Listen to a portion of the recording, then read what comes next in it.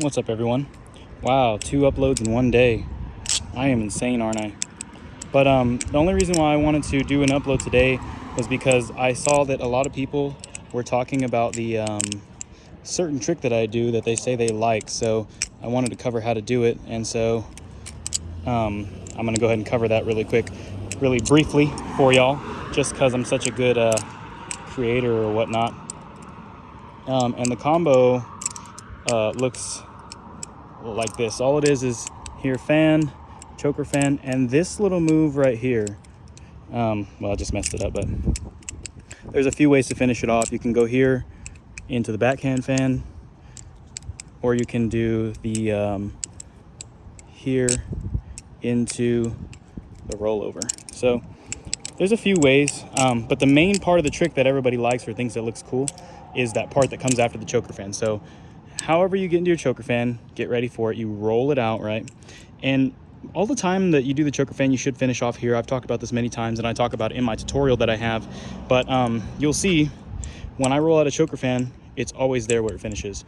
No matter what trick I'm doing, I finish here. That's just how it goes, right? Even if something like the Z choker, you're gonna finish in a similar position. But the choker fan specifically for this trick needs to finish off there. And the reason why is because it's going to set up for that next part. So you roll out that choker fan, you end up here. And what you want to do is you want to lean your wrist back a little. So if your wrist is on a flat plane, you lean it back a little. And these two fingers right here, your ring finger is going to sort of push down, and your middle finger is going to sort of push up. And so in between the two, you're going to kind of like do this type of motion. So if you have it just laying flat, you can practice by just doing that little motion right there. And what that's going to do when you lean back and push them is it's going to cause the knife to do a little rotation like that in between these fingers, right? So altogether what that looks like is like that. So once you get that down, that's when you can find the ways to finish it off. So if you want to finish it off with a backhand fan, then let's get in that position where you would finish off. So you finish off here with this rotation, and now you're almost looking like Spider-Man the way you're holding it. So for the backhand fan, you come here and you want to bring it back around again, and you're gonna almost like roll it around your middle finger. You're gonna take this pointer finger and you're gonna take over with the pointer finger, move your ring finger, and now it's in between these two fingers, and you're gonna let it rotate, and then it comes under like this, and now look where you are, right? You're in position for that backhand fan. So altogether what it kind of looks like is like this, right? And that it'll take a while for you to get it down. What I recommend is just doing this first part.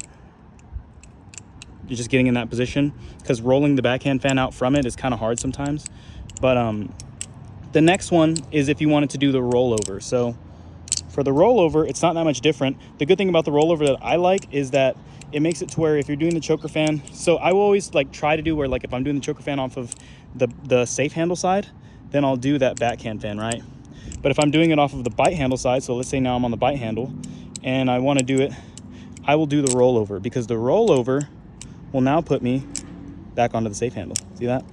So let's, for the sake of that, do it on the bite handle for this one. So you roll it out, same thing, you're here, and the blade should never touch you, by the way, if you do it right. So just roll it around, right? So we come over the top right here, under the bottom, switch over to this pointer finger, right?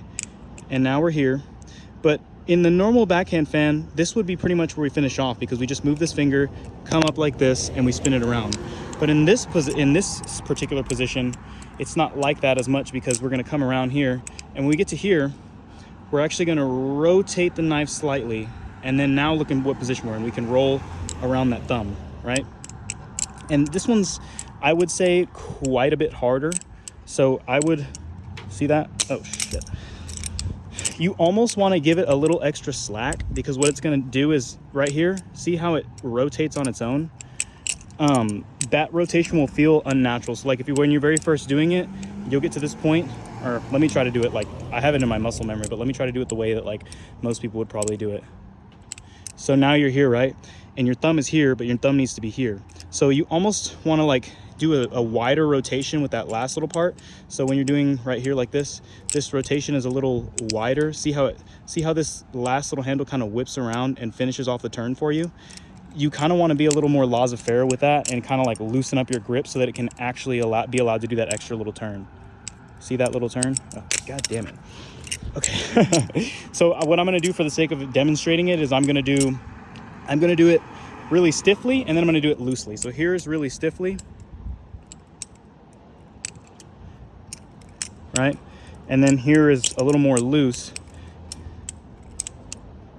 And you can see that when I'm loose, it's a lot more natural to come around for that trick. So that's just, that's just something to kind of consider for the trick. So all in all, no matter which one you're doing, you come from the choker fan. So you're in the choker fan, right? You roll it out.